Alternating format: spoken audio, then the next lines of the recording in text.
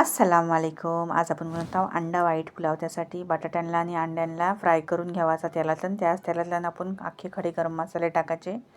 दालचिनी, इलायची, लवंग, जिरा, काली मिरची, तेजपत्ता, स्टारफूल, 4 मीडियम साईजचे कांदे टाकायचे. आपल्याला कांद्यांना जास्ती फ्राय नाही करायचं आहे का ते व्हाईट पुलाव आहे म्हणून. थोडासा फ्राय केल्यावरती 2 चम्मच आलं लसूण आणि कोथिंबीरचा पेस्ट टाकायचा आहे. ह्यातल्यानं आपण हिरवी मिरची नाही घेतल्यावर मिक्स करून घ्यावाचा.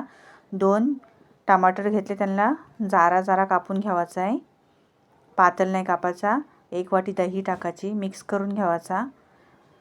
जसा मिक्स होईल तसं आपण टेस्टच्या हिशोबात मीठ टाकू यातलं आणि 1 चम्मच धना पावडर टाकायची आहे. हिरव्या मिरच्या अख्ख्या ह्यातलं टाकायच्या, मिक्स करून घ्यावाचा आणि चावलाच्या हिशोबातलं पाणी टाकायचं. मी 2 वाटी चावल घेतले नाहीत, त्यांना मी 6 वाटी पाणी टाकलं आहे. बासमती राईस सोक करत ठेवले होते मी पहिले अर्धा तास. ह्यातल्यात मी टाकलं आहे.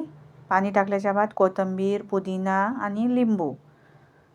जसं सगळं मिक्स होईल तसं मी चावल टाकले.